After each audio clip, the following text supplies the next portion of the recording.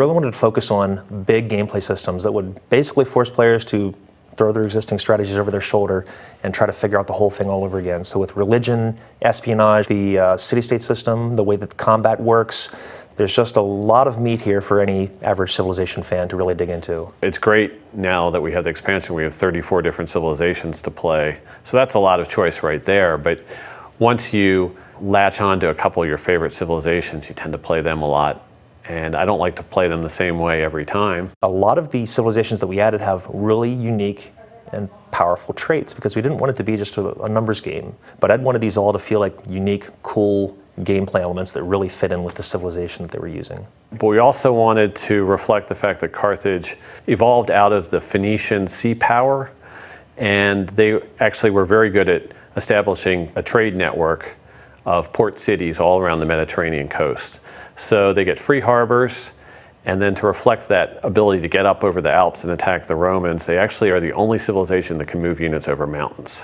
Austria is a really cool addition for a couple of reasons. Ed wanted it there to flesh out kind of the whole European experience. He's using it in his scenario into the Renaissance because it's part of that whole religious conflict area that he wanted to go into.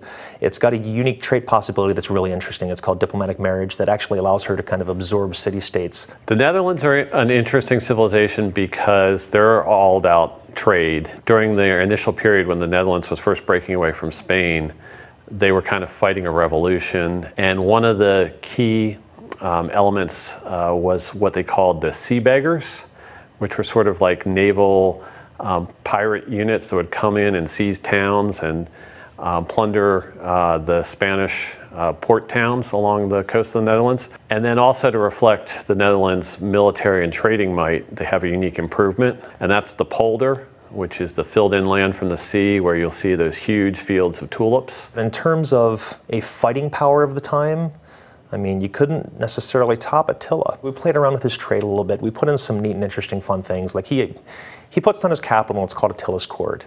And then he kind of steals the rest of his city names from everybody else in the game. So you might actually see some of those low-lying city names from everybody else's civilizations, and he's taken and he's using them for himself.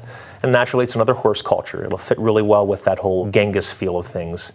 Now, the cool thing about Ethiopia is it's the only African country that was able to withstand the period of European colonization. So they're the only holdout that was never part of a European colonial empire.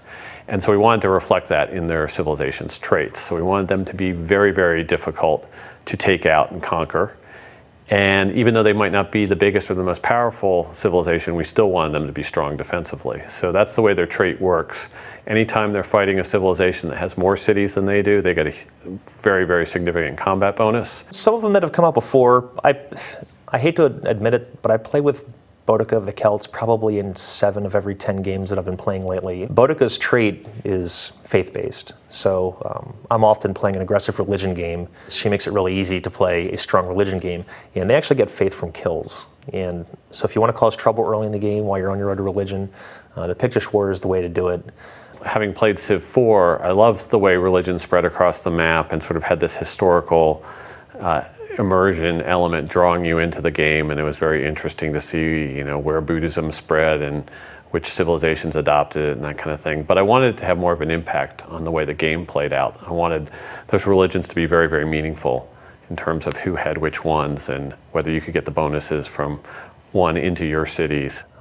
There are other more interesting, unique units in the game as well. I mean, you mentioned Attila. His battering ram is absolutely devastating. He gets it as a spearman replacement. So it's not your typical unit replacement in that you're replacing the spearman with some other guy that kind of holds something like a spear. This is a complete change out for him. For instance, the range units, where you kind of had a range unit early in the game, like an archer, and he would upgrade to a crossbowman, but after that there wasn't really much of a place for him to go. We've got a continuous path for those range units throughout the game. So aside from all the new civilizations that we have, the units, all the content that people generally like to see in an expansion, we also put in a lot of big new systems. I mean, we've overhauled the combat. Obviously religion, I'm sure a lot of people have read about, is a big new system. Espionage. We've overhauled a lot of the AIs, the way the naval combat works, the way the city-state system works. So there's going to be a lot in there for a lot of people.